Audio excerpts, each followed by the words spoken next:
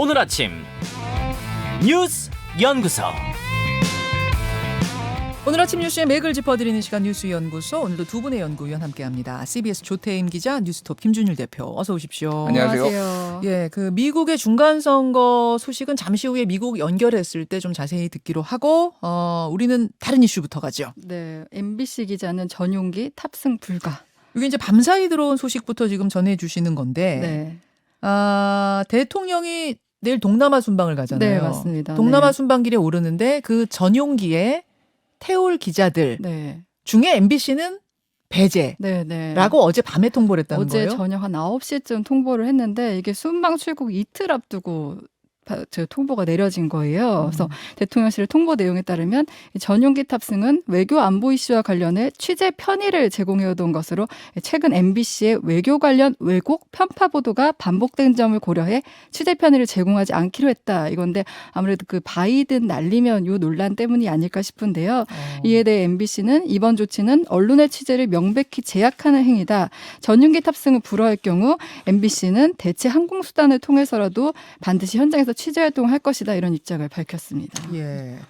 요게 어제 밤에 이제 문자로 공지가 되면서 뭐 MBC뿐만 아니라 기자들 세계가 굉장히 술렁였다고 그러던데요. 예. 김준일 대표. 그러니까 미국 사례를 좀 말씀드릴게요. 언론하고 정권하고 언론하고 갈등 빚는 거는 비일비재하잖아요. 예를 들면 바이든 대통령도 올해 초에 폭스뉴스 기자 뭐 있는데 안들 뭐 마이크가 꺼진 줄 알고 뭐 스튜피드 뭐 멍청한 뭐 이런 얘기 했다가 사과도 하고 그랬어요. 네네. 근데 이렇게 취재를 제한하는 거는 트럼프 대통령 사례를 좀 말씀드려야 될 것 같아요. 정확하게 4년 전인데 그때 중간선거 다음 날 뭐 이런 일이 있었어요. 2018년 11월 8일에 그러니까 CNN 기자가 백악관에서 네. 질문을 하는데 인턴이 와서 제지를 하니까 이렇게 좀 뿌리치고 얘기를 하는데 이거를 질문을 독점한다라고 하면서 CNN 기자를 백악관 출입을 정지시켜 버렸어요. 백악관이, 그러니까 정부가.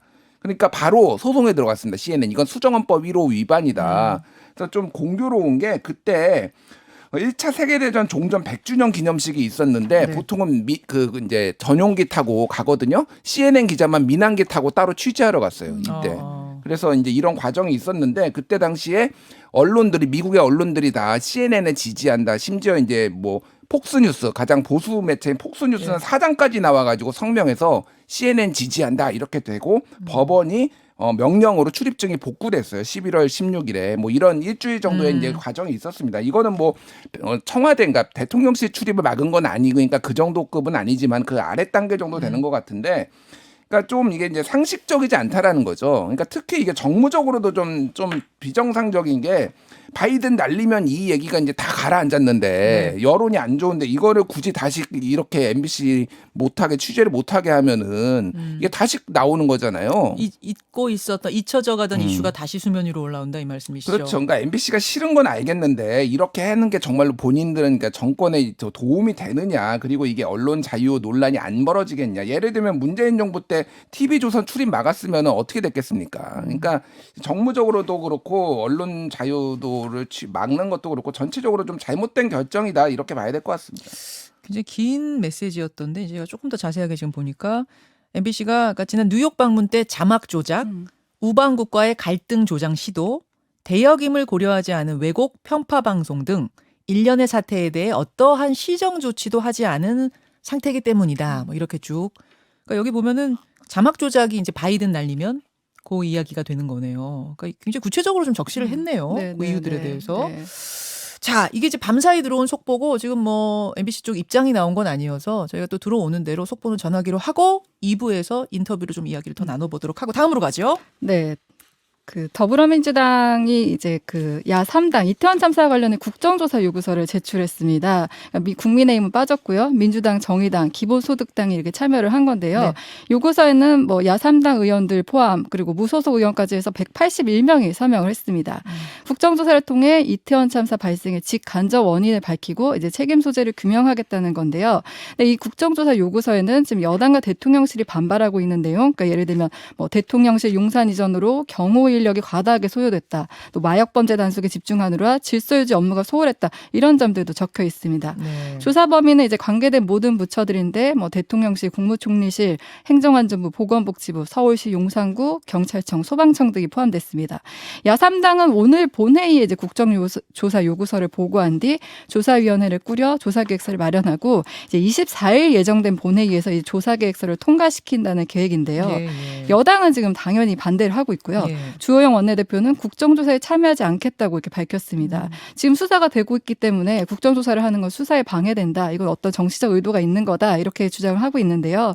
대통령실 관계자 역시 슬픔을 정치에 활용해서 안 된다. 이렇게 부정적 입장을 밝혔습니다. 예. 근데 조사계획서는 이제 사실 제적 의원 과반이 동의하면 통과되기 그렇죠. 때문에 민주당 지금 169석이기 때문에 민주당 단독으로도 사실 처리가 가능해요. 그러니까 국정조사로 갈 수 있다는 거죠. 네네. 예. 그래서 어제 이재명 대표와 정의당 이정미 대표가 이제 비공개동을 가졌는데 여기서 만약에 국민의힘이 동참하지 않는다면 야권 단독으로 국정조사를 관철해야 한다. 뭐 이런 뜻도 전한 것으로 전해집니다. 다만 이제 그렇게 될 경우에는 여당이 참여하지 않는 국정조사라서 과연 이제 실효성 네네. 열리긴 열리는데 이게 실효성이 있겠는가 부분이 문제가 되기 네네. 때문에 가능하면 당연히 여당까지 같이 가자 이렇게 되는 건데 네.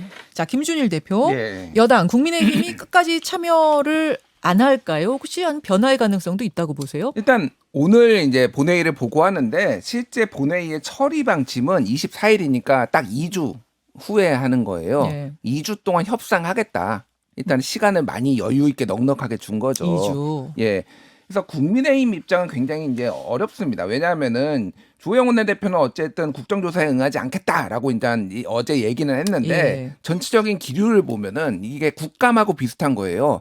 국감이 아니야 만약에 여당이 불참하고 야당만 하면은 야당 질의만 생중계가 되고 답변이 그러면은 더 불리한 것만 다 나올 거 아니에요. 보통 이제 국정감사에서는 여당은 정부도 질책하지만은 네. 정부의 어떤 입장에 대해서도 질문으로 유도를 하면서 이렇게 방어도 쳐주고 막 이런 게 있는데 일방적으로 그러면은 안 좋은 얘기만 나올 가능성에 대해서 의원들이 상당히 우려를 하고 있다 지금 내부에서. 그래서 말이죠. 지금 주호영 원내대표는 이렇게 안 한다 쪽 입장을 확실하게 말했습니다만 장동혁 대변인의 워딩을 보면요.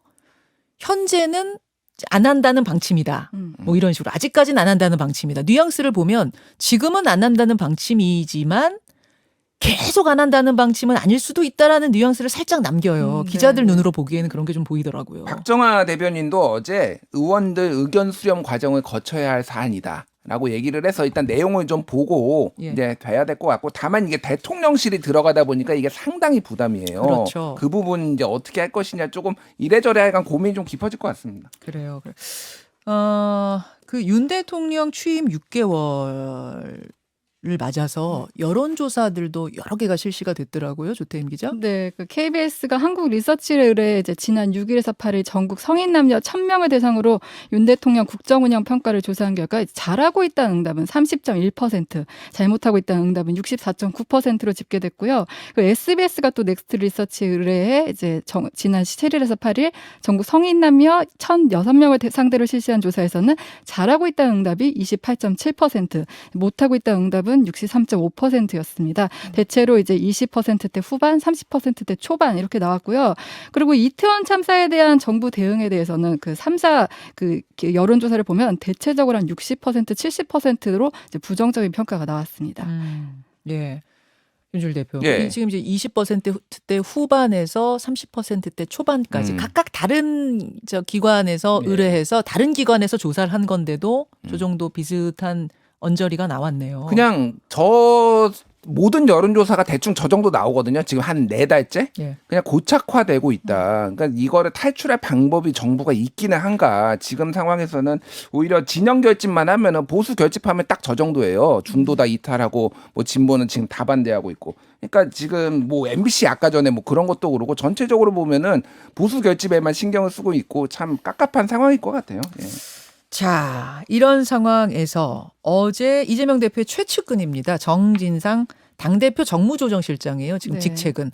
민주당 대표 정무조정실장의 자택, 사무실, 뭐 이런 곳에 대한 압수수색이 있었어요. 네, 어제 뉴스소 중간에 속보가 뜨기도 했었는데요. 검찰은 어제 오전 정진상 정무조정실장 자택과 낮에는 이제 민주당사 사무실, 또 어제 저녁에는 국회 본청 당대표 비서실을 압수수색을 했습니다. 예. 압수수색을 마친 뒤에는 이제 정실창 측 변호인의 이제 출석 요구서를 전달했는데요. 민주당은 당장 뭐 망신주기용 압수수색이다. 압수수색을 통해 가져간 건 파일 몇 개와 메모 정도라며 정 실장 혐의와도 관련 없는 것이라 이렇게 비판을 하고 있습니다. 하지만 민주당 내에서도 이제 정 실장에 대한 수사가 본격화하면서 이제 검찰 수사가 이 대표 턱밑까지 이르렀다 이런 우려는 나오고 있습니다. 네. 지금 검찰이 정 실장 집무실 등을 압수수색하면서 적용한 혐의는 네. 특정범죄 가중처벌법상 뇌물 및 부패방지법 위반입니다. 그러니까 압수수색이라는 건 그냥 검찰이 하겠다 해서 할 수 있는 게 아니라 네. 법원에서 영장을 영장, 보고 네. 해도 된다 하면 네. 하는 거니까 이제 영장이 남아 있는 건데 네. 영장에 뭐라고 적혀 있는 거예요? 네, 여기서는 이제 정 실장은 유동규 전 성남도시개발공사 기획본부장 등 이른바 대장동 일당에게 직무와 관련해 한 1억 4천만 원의 뒷돈을 챙긴 혐의를 받고 있는데 앞서 그 김용 부원장 같은 경우는 정치자금법 위반 혐의가 적용됐었잖아요. 네네. 네, 김 부원장과는 이렇게 지금 좀 양상이 다릅니다. 다르네요. 네, 그리고 뇌물 액수도 좀 더 늘어날 수 있다고 보는데 네. 검찰의 이제 정 실장이 위례 대장동 사업 추진 당시 성남시에서 정책 보좌관 등을 지내면서 이제 업무상 알게 된 정보를 민간 업자에게 흘리고 금품을 받았다 이렇게 보고 있습니다. 그러니까 이 김용 부원장 때는 정치자금법, 그러니까 중간에 어떤 불법 대선 자금을 전달받아서 네. 뭐 이렇게 한 게 아니냐. 그렇게 그게 의심을 적혀 했었고요. 있었던 네, 건데 네. 이번에는 개인이 뇌물을 받았다. 네. 일단 요걸로 압수수색이 들어간 거네요. 네, 그래서 예. 그 공소장 그 앞서 김용 부원장 공소장에 보면은 김만배 씨가 소유한 대장동 사업 지분 49% 가운데 절반인 24.5% 이게 비용으로 하면 700억 원이거든요. 네. 이게 김용, 정진상, 유동규 소유라고 이제 기재한 사실도 좀 알려졌어요. 이 중에 이제 비용들을 빼면 이제 428억 원이 되는데, 근데 이 대표가 대장동 의혹이 불거졌을 때 측근이라면 정진상, 김용 정도는 돼야지 않겠냐 이렇게 말했는데 이제 검찰의 칼날이 정말 이 대표를 향해 향하고 있다 이렇게 볼 수 있습니다. 예. 정진상 실장 압수수색 영장 그리고 김용 부원장은 이제 기소가 됐잖아요, 여러분. 기소가 되면서 그 공소장이 있는데 공소장이 어제 속속 공개가 됐어요, 김준일 대표. 예. 자, 이게 그러니까 방금 말씀하셨듯이 좀 구분해서 봐야 돼요. 네. 지금 막 언론 보도가 막 쏟아지고 좀 엉켜 있어요. 엉켜 네, 좀 있는데 복잡해요. 예. 정진상 실장은 어쨌든 2014년에 과거에 뇌물을 받았다는 혐의고 김용은 최근에 작년에 정치자금을 뇌물성 정치자금을 이제 수수했다라는 그게 두 가지가 다른 거고. 네. 그래서 일단 정진상 실장부터 말씀드리면은 네. 어제 이제 검찰이 압수수색 영장에다가 이재명과 정치적 공동체다. 뭐 이런 표현을 썼어요. 근데 압수수색에. 적시를 했어요. 예, 예. 이재명, 정진상은 정치적 공동체다. 근데 이게 웃긴 게 이를테면은 이게 정치자금법 위반이 아니라 뇌물이잖아요. 네. 개인적인 뇌물인데 이재명과 정치적 공동체인지 아닌지 여부가 중요한 거는 아닌 상황이에요. 그러니까. 예, 물론 이게 정치자금으로 쓰였다라고 하면 이게 굉장히 중요한 의미가 있는 거죠. 그러니까 약간 이게 그럼 뭔가를 암시한 거 아니에요, 그러면? 그러니까요. 근데 우리가 전체 풀 영장을 보지 못했으니까. 그러니까 이게 전체적으로 보면은 이재명으로 지금 이게 그 단순히 뇌물이지만 예. 이재명으로 칼끝을 향하고 있다는 검찰의 어떤 의지 아니면은 검찰의 어떤 암시 뭐 이런 거를 했다라고 보면 될 것 같고, 그래서 2014년에 그 돈을 받은 정황들을 굉장히 구체적으로 적시를 했다라고 합니다. 뭐 TV조선 취재 결과도 있고 그러는데 뭐 술집을 거쳐서 돈 세탁을 했다, 뭐 CCTV를 피해서 정진상에게 전달했다, 뭐 이런 내용들이 있는데 네. 그거는 이제 검찰 수사 결과로 봐야 될 것 같고. 김용과 관련해서는 지금 어제 이제 나왔던 얘기가 네. 그 400억대 428억 얘기가 나오고 있잖아요. 예, 예. 이게 그러니까 예전에 어제도 말씀드렸지만 700억 원 약정설에 있는데 각종 비용을 다 제하면은 나온 돈이 428억인데 이 돈을 지금 그 김만배 씨가 이제 마련을 해가지고 유동규와 그 세 명한테 이제 주기로 했다, 이런 내용들이 지금 나오는 거잖아요. 자, 공소장에 적혀 있는 내용이라고 지금 보도가 되고 있는 건데요. 그렇죠. 예. 그래서 김만배의 지분 중에 절반을 주겠다고 약속을 했는데 그 절반이 어느 정도냐면 비용 차감하고 나면 428억 원이다. 근데 김만배가 주겠다고 하고선 김만배는 주지 않았다. 지금 이런 거고. 남욱한테도 달라고 했는데 남욱은 이제 8억 정도를 넘긴 것이다. 이렇게 지금 검찰을 보고 있다는 거죠. 그러니까 그게 이 대장동 사태가 너무 일찍 터져버려가지고 유동규가 유원호lding스를 만들어가지고 거기에 한 30억 원 1차 투자를 받았고 예. 추정키로 추후에 더 돈을 받기로 돼 있는데 대장동이 터져버리면서 그게 중단된 이런 정황이 있는 거죠. 그러니까 그렇게 지금 공소장에 적혀 있다. 흐름이 적혀 있다는 얘기군요. 그런 식으로 이제 있어서 이 부분은 조금 논쟁이 있을 것 같아요. 뭐 민주당이나 이 당사자들은 다 부인하고 있기 때문에 주장만 있는 네. 거기 때문에 이건 좀 지켜봐야 될 것 같습니다. 알겠습니다. 압수수색에 대해서도 지금 민주당 항의하고 있고 뭐 이런 지금 전국 상황입니다. 이런 전국 상황. 앞서 소개한 여론조사의 자세한 내용은 중앙여론조사심의위원회 홈페이지를 여러분 한 번 더 참고해서 자세하게 그 개요들을 보시면 되겠습니다. 두 분 수고하셨습니다. 감사합니다. 김현정의 뉴스쇼는 시청자 여러분의 참여를 기다립니다.